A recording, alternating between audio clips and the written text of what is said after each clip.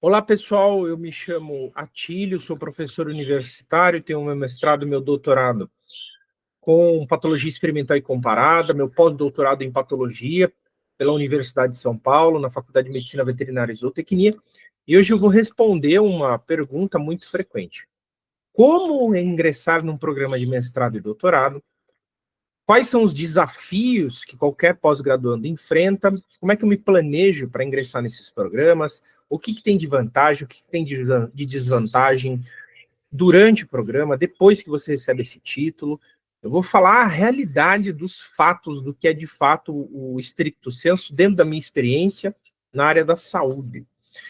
Então, a primeira coisa que sempre surge de questionamento, principalmente quando eu estou na esfera privada e eu ministro aula para graduandos na esfera privada, é se existe uma limitação da pessoa que é egressa da instituição privada para entrar numa pós-graduação stricto sensu, se existe essa restrição. E muitas vezes as pessoas acham que elas não vão ser capazes, que elas não podem, e você vai ver que na realidade isso é um grande mito, é uma ilusão. Vocês vão ver que muitos programas de pós-graduação, eles são alimentados por egressos das instituições privadas. Graduação em instituição privada.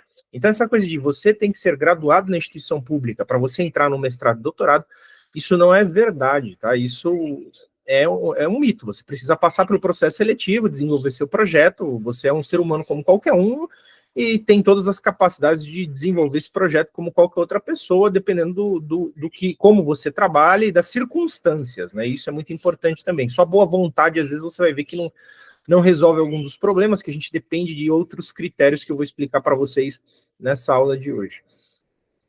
Então, qualquer um pode ingressar nesse programa. Aí, a primeira dúvida é, tá, mas como é que eu vou fazer para ingressar nesse programa? Bom, primeiro você precisa encontrar esse programa, que é um programa de interesse para você. Por quê?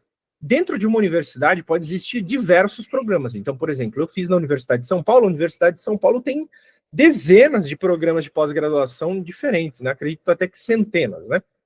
Então, cada programa de pós-graduação tem um regimento, tem uma regra de ingresso, de permanência, alguma exigência de disciplina, cada um tem uma regra. Embora exista um regimento geral, cada programa tem a tua regra, tem a tua sistemática de organização, de seleção e tudo mais. Então, você primeiro precisa encontrar esse programa e ler esse edital de seleção.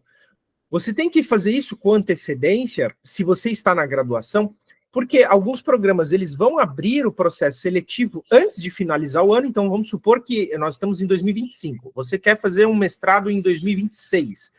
Às vezes, alguns desses programas, você precisa fazer inscrição lá para meados de setembro, para você fazer a prova em novembro, para você ingressar em janeiro de 2026.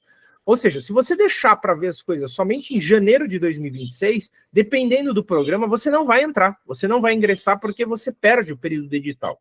Então, você precisa se apropriar desse período de inscrição, porque tem programa de pós-graduação que ele abre inscrição 2 vezes ao ano, e tem programa de pós-graduação que ele vai abrir mensalmente essa possibilidade de ingresso, que é o ingresso contínuo. Então, cada programa tem uma característica diferente.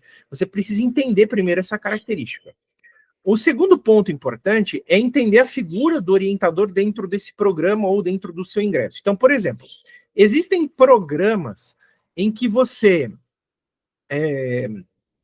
precisa de um orientador antes de tentar a prova. Você acha o orientador, tem um termo de aceite desse orientador, presta a prova. Se você for aprovado, pronto, está resolvido. Aí você vai conseguir ingressar nesse programa e já tendo o teu orientador organizado, aquele cara que vai te seguir, te acompanhar, vai fazer todo a assinatura dos teus documentos e a tua orientação. Só que existe programa que você entra no programa, passa pelo programa e eles te atribuem um orientador. Aí é um jogo de dado. Pelo seguinte, a figura mais importante de qualquer pós-graduação é o teu orientador. O maior problema de todas as pessoas em programas de pós-graduação chama orientador. Isso também, às vezes, o problema é a pessoa em si, né? Mas, entenda, é uma relação que você vai estabelecer com uma pessoa. Essa relação tem que dar certo. Tem que existir uma sinergia, tem que existir uma boa comunicação, tem que existir uma liga, vamos chamar assim. Porque se não existir essa liga, se não existir essa comunicação, se não existir um bom entrosamento, as coisas não saem. É uma coisa desesperadora para muitas pessoas e é o que faz muita gente desistir. Então você tem que buscar com muita atenção um orientador que já tem um histórico de ser um bom orientador, de estar presente, uma pessoa que é respeitosa, uma pessoa que é ética, porque você vai encontrar dentro dos programas todo tipo de gente. Você vai encontrar aquele cara que é muito inteligente e não consegue ter comunicação nenhuma com os orientandos. Aquele cara que vem uma vez a cada ano no programa, uma vez a cada ano você vê ele. Você vai mandar projeto, o cara vai ler um ano depois, não vai fazer nada. Então você encontra desde aquele cara muito bom que vai te ajudar, te orientar, vai ser aquele cara que realmente vai trazer uma diferença substancial na tua formação, e você vai ter aquele cara que é mais um problema na tua vida, né, parecendo aquele parente ausente do que uma pessoa que vai te orientar. Então é importante que você se intere disso. Então, frequentar o laboratório por um tempo, conhecer, se você tem ainda a possibilidade de fazer estágio curricular, busque fazer estágio curricular no laboratório para conhecer as pessoas, para conhecer o ambiente, porque não é só o orientador também ser gente boa, que é um critério, as pessoas que vão trabalhar com você, elas também têm que ser de alguma forma lidáveis, né, ou pessoas que você consiga de alguma forma trabalhar, porque às vezes o orientador também é bom, ele não fica o tempo todo dentro do laboratório, que é uma coisa natural. E aí, de repente, você se depara com um ambiente em que um está tentando passar rasteira no outro, porque existe uma competição idiota dentro, às vezes, desses programas, que às vezes as pessoas estão galgando alguma vaga futura, né, uma bolsa futura, que às vezes está na imaginação dessas pessoas, e para isso elas fazem qualquer negócio para ela subir. Então ela vai sacanear teu experimento, ela vai te prejudicar, vai fazer fofoca, vai brigar, vai causar intriga. Então tudo isso você tem que considerar, porque os maiores problemas de pós-graduação são problemas de relacionamento. Seja relacionamento com o teu orientador, seja relacionamento com os teus colegas. Porque fazer uma pós-graduação sozinho é algo muito ruim, o teu experimento é mais difícil de ser executado, os seus artigos são mais difíceis de serem escritos, o seu rendimento cai. Se existe um grupo consolidado, com bom entrosamento, a produtividade é muito maior, o desempenho é muito maior, os ganhos seus na pós-graduação são muito melhores, tá? Então, tendo isso em vista, você faz sua prova, faz o seu ingresso, passa e vai começar o seu processo de pós-graduação. Dentro do mestrado e do doutorado, então, nós falamos que essa pós-graduação é stricto sensu, entenda. Isso é pós-graduação, stricto sensu, mestrado, doutorado. Você fazer um lato sensu, né? Então fazer aquelas especializações que vendem muito, né? Por exemplo, aqui na cidade de São Paulo, uma vez por mês, no final de semana, recebe um certificado de especialização. Isso também é pós-graduação. Lato sensu. Você fez residência médica lá pelo sistema do SUS.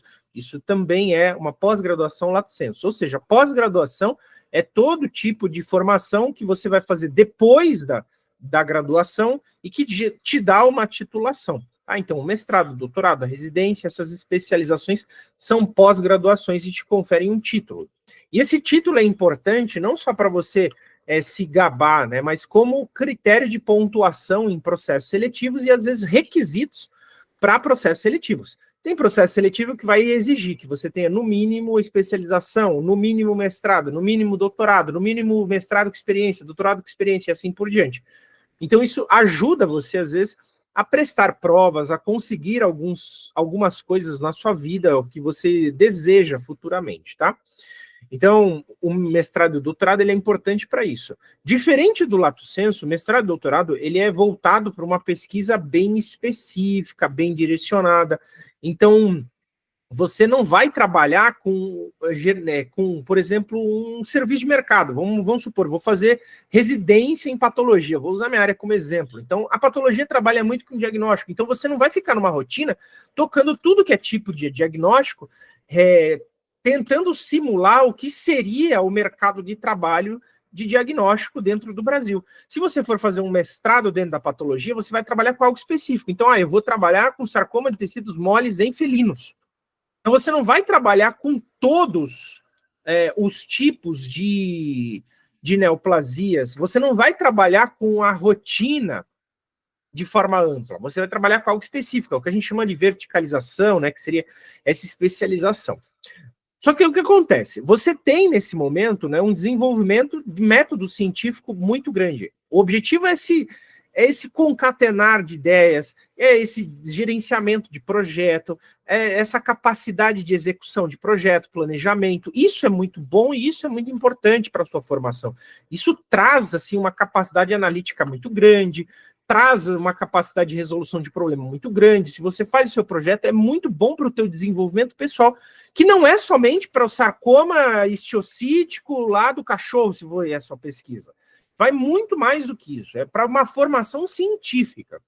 Só que muitas vezes algumas pessoas elas ficam bitoladas que na realidade a vida delas é aquela pesquisa, é aquela linha de pesquisa, e a pessoa às vezes só executa aquilo e não foge muito ou não abstrai muito a importância dessa pós-graduação. Então, existem aqueles egressos da pós-graduação, que são aqueles egressos que, se ele estudou a saliva do carrapato estrela, ele só sabe da tal da saliva do carrapato estrela. Se você perguntar a saliva do outro carrapato, ele já não sabe nada. Ele não sabe, às vezes, resolver problema. Existe essa possibilidade, tá? Mas isso não é uma constante, isso não é a maioria das pessoas. Só que quem não fez mestrado e doutorado tende a ver o pós-graduando dessa forma. Tende a ver o pós-graduando como uma pessoa limitada, uma pessoa que tem a viseira, que só enxerga aquilo, aquela linha, só enxerga a saliva do carrapato estrela, a pessoa não tem experiência de mercado, a pessoa não tem vivência nenhuma, a pessoa não tem prática, não sabe gerenciar, não sabe trabalhar com marketing. Então, assim, você recebe um carimbo nas tuas costas de que você é um pesquisador teórico incapaz de desenvolver algumas atividades de mercado. Isso é um ponto extremamente negativo que pode impactar. Isso reflete a realidade de jeito nenhum, em hipótese nenhuma. Mas você vai ser rotulado. As pessoas rotulam tudo o tempo todo, e isso é natural. E eu trago a minha experiência como exemplo disso. Eu já tentei ingressar na indústria, fui para entrevista de emprego, e aí você recebe as críticas de como, você é uma pessoa muito teórica, mas as pessoas não se deram ao trabalho de saber qual foi uma experiência prática, que era muito superior ao que as pessoas conhecem. As pessoas ficam com medo de você, às vezes, pela questão salarial. Poxa, mas se eu contrato você que tem doutorado, vou ter que pagar um pouco melhor. Ou, você tem um senso crítico maior do que aquele que não passou por esse processo. Então, isso pode ser ruim, porque a gente não quer uma pessoa crítica. A gente quer uma vaca de presépio que vai executar o que a gente manda dentro da indústria. Então, isso é critério, às vezes, de exclusão, é critério de você perder vaga em alguns locais. Embora isso seja um critério de inclusão, por exemplo, para você ser pesquisador, para você ser um professor, se você nisso você não será, em muitos lugares, de elite, né? Porque a instituição privada hoje já tem aceitado qualquer coisa em vários lugares, né? Mas se você for para a instituição pública, é obrigatório que você tenha doutorado em muitas instituições, é obrigatório que tenha publicação em produção.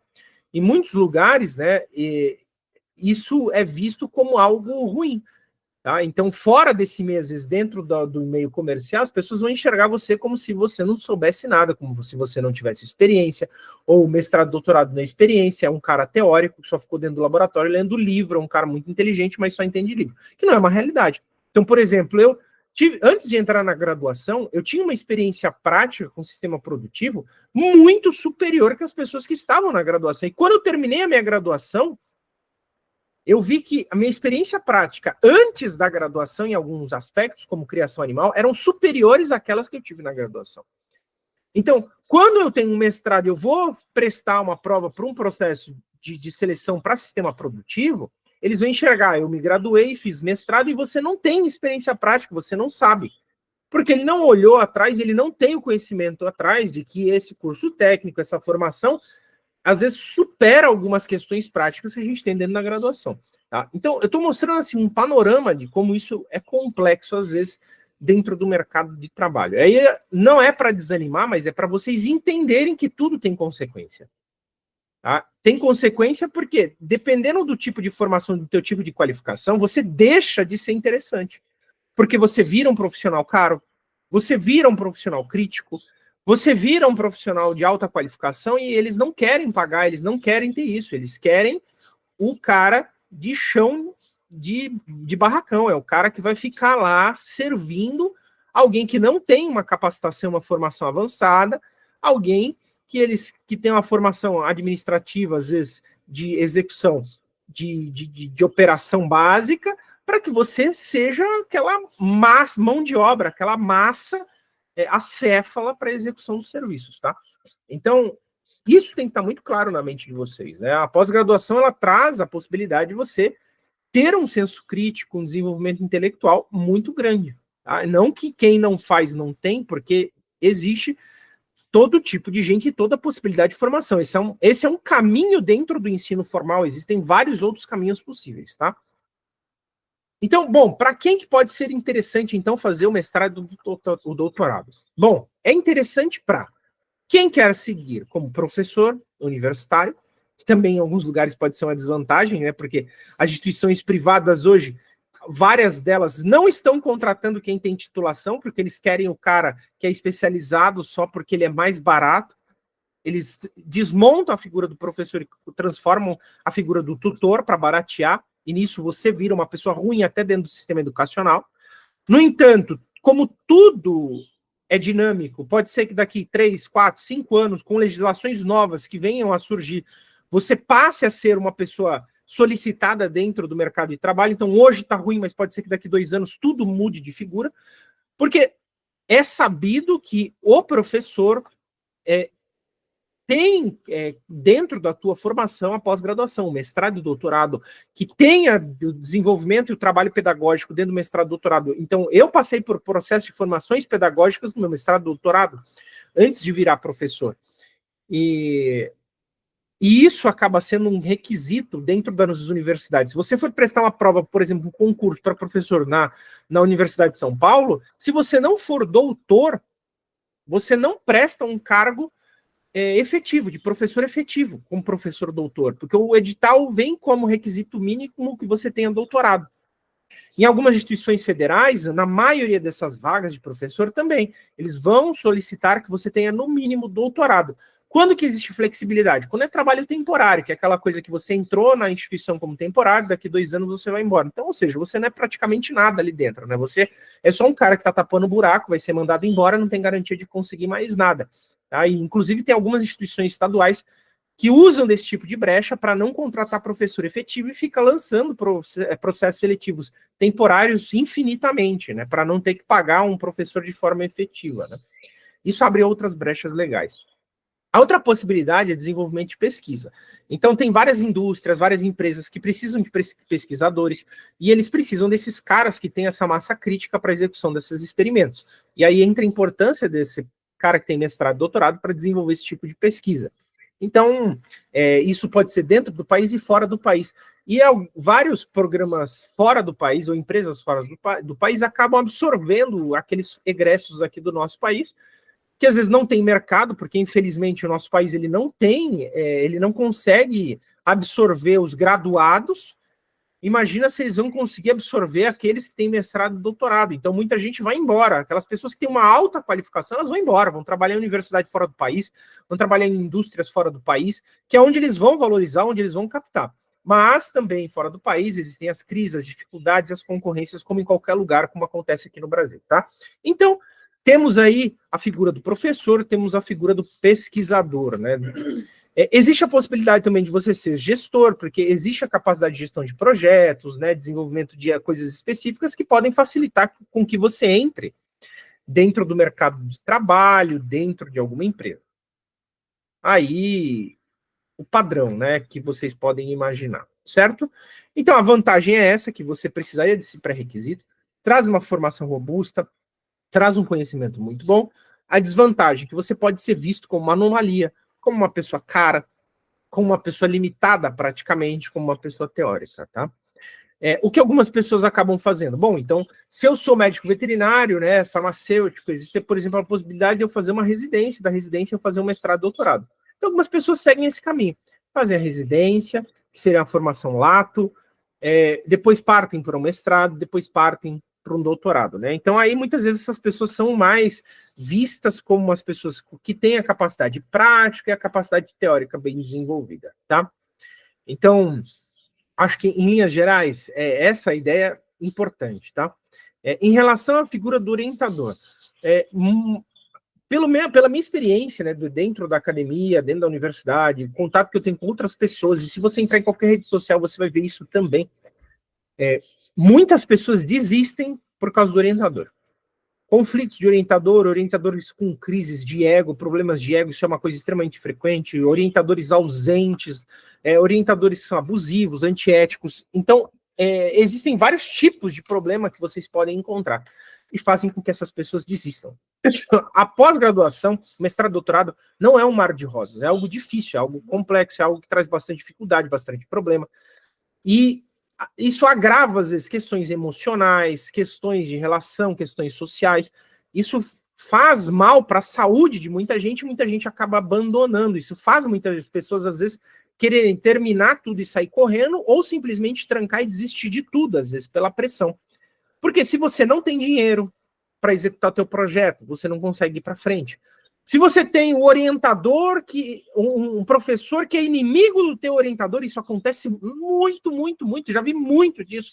O professor do departamento não gosta do teu orientador, logo ele não gosta de você. É uma coisa assim infantil, ridícula, mas que você vai ver em diversos locais. Você pode ser prejudicado por causa disso. A pessoa evita você usar um laboratório, evita você desenvolver, passa rasteira, corta a tua bolsa. Gente, tem de tudo, é uma loucura os lugares que vocês vão encontrar. Por isso que é importante, conheçam bem o lugar, tentem conhecer onde vocês estão se enfiando, conhecer as pessoas que passaram ali, perguntar as experiências dessas pessoas que elas tiveram com as outras pessoas, com o orientador, porque para muitas pessoas ali é o final da linha, tem gente ali que desiste de tudo ao entrar nesse programa. É igual uma empresa. Existem várias empresas que você vai entrar, você vai ver que o teu chefe, às vezes, ele não tem uma competência igual a tua, mas ele é o puxa-saco amigo do outro puxa-saco que ele está naquela posição. E dentro da universidade é assim, você vê que o cara que está te orientando, ele é puxa-saco de não sei quem, ou não gosta de não sei quem, e você vai ser prejudicado por isso. Então, como uma empresa, existem diversos desafetos, existem injustiças e existem injustiças, tá? Então, vocês têm que ter ciência que vocês vão passar por dificuldades e você vai precisar se superar, você vai precisar trabalhar essas dificuldades, você vai ter que perseverar e entender, é finito. O mestrado é finito, o doutorado é finito. Se você não tiver esse foco muito bem estabelecido, que isso vai terminar, tem gente que enlouquece. Então, você tem que entender que isso vai ter um fim. Por mais difícil que seja, vai ter um fim. Só que esse fim pode ser mais ou menos longo dependendo das circunstâncias. E para isso, sempre recomendo. Pesquise se esse orientador tem produção. Pesquise se esse orientador é um bom orientador, se ele vai de fato te agregar informações, se ele vai de fato te ensinar. Pesquise se o ambiente é um bom ambiente. Como pesquisa, às vezes, para ingressar numa empresa. Você vê empresas, às vezes, que exigem que você trabalhe o tempo todo e não vão te pagar nada, não te pagam nem aquilo que é de teu direito. Você sabe que se você trabalhar ali, a tua vida também acaba. Então, às vezes, é melhor você trabalhar em um lugar que não tenha tantos benefícios que eles, às vezes, propagandeiam para você conseguir sobreviver, do que você trabalhar num ambiente em que vão sugar e destruir a tua vida. Então, esse eu acho que é o ponto crucial. É isso que ninguém fala, às vezes, quando alguém vai entrar num programa de pós-graduação. E isso assusta muita gente tem medo, às vezes, quando a gente fala esse tipo de coisa, mas essa é a realidade do que é ser pós-graduando, do que é fazer pesquisa no Brasil.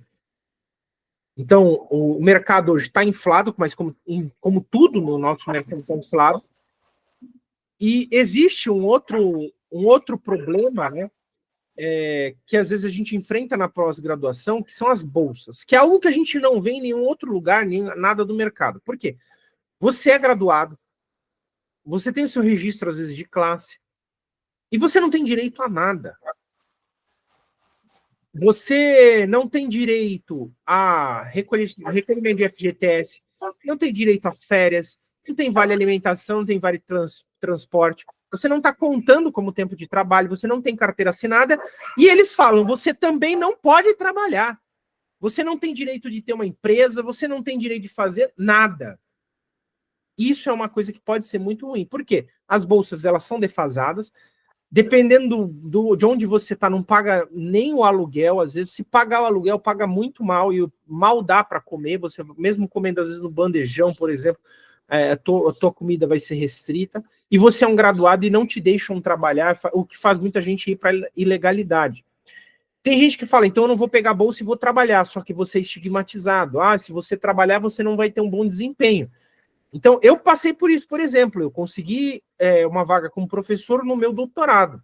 O que falaram para mim, porra, se você tirar a bolsa e você for começar a trabalhar, você não vai fazer seu projeto. Me estigmatizaram, falando que eu não iria produzir, que eu não ia conseguir, que não daria certo, porque não, isso não é bem visto. Resultado, eu fui ser professor no meu doutorado ainda, no início do meu doutorado. Conclusão, eu produzi mais do que os bolsistas que estavam comigo. Eu recebi a recomendação do prêmio da CAPES, fui indicado como a melhor tese defendida nos últimos 2 anos pelo departamento em que eu estava, sendo que eu concorri com mais de 15 pessoas ali, que eram vários deles exclusivos bolsistas vivendo dentro do departamento. Então, mais uma vez, eu mostro para vocês que vocês sofrem estigmas, sofrem críticas, e que não é porque o cara é bolsista que ele vai produzir. O cara, ele só vai produzir se ele sentar e fazer algo, porque tem gente também na pós-graduação que recebe bolsa, é o puxa-saco, é o legalzão, e ele não faz porcaria nenhuma, o cara não faz nada. Ele vai lá para tomar café, para bater papo, como tem professor que vai trabalhar para tomar café e bater papo.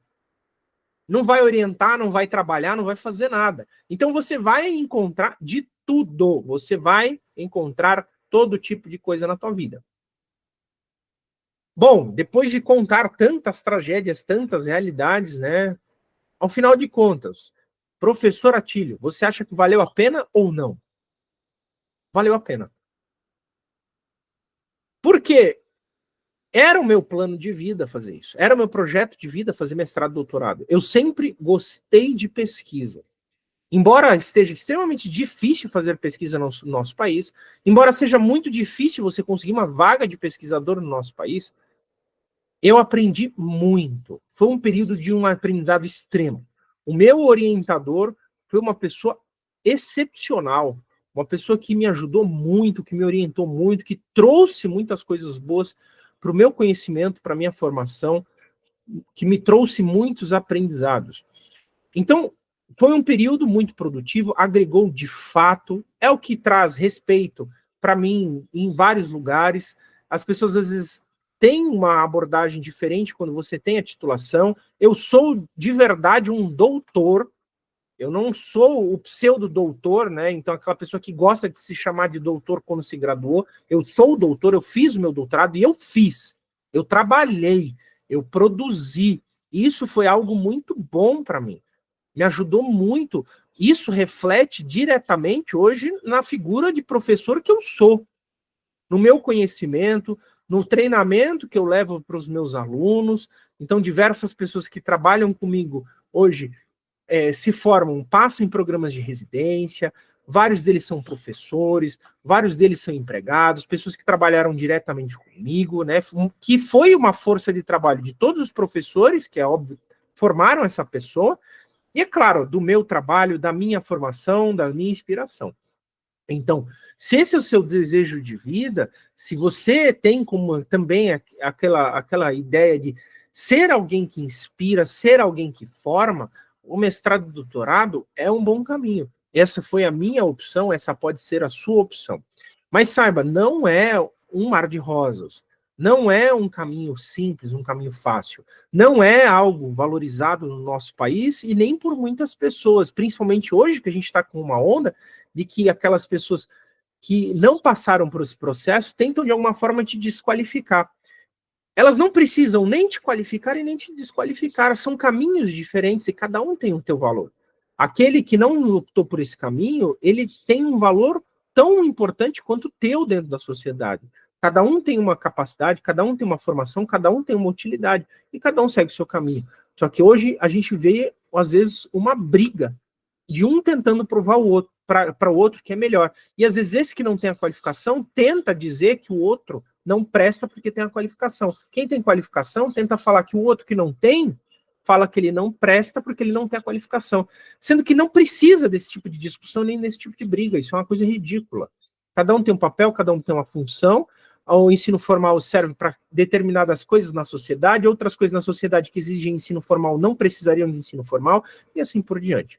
Então, eu espero que eu tenha elucidado, fiquem à vontade para comentar aqui embaixo. Vocês que conseguiram chegar até aqui o final, por favor, comentem nesse vídeo, façam apontamentos, isso é muito bom para entregar isso para outras pessoas, não basta só curtir, mas curta, coloca o joinha, ativa o sininho aqui, se você está dentro do botãozinho vermelho, compartilha e comenta para entregar para mais pessoas. Pode colocar aqui embaixo uma sugestão para próximos vídeos, para eu comentar aí coisas sobre a sua formação, sobre a educação, sobre aquilo que vocês têm curiosidade. Meu muito obrigado e até logo.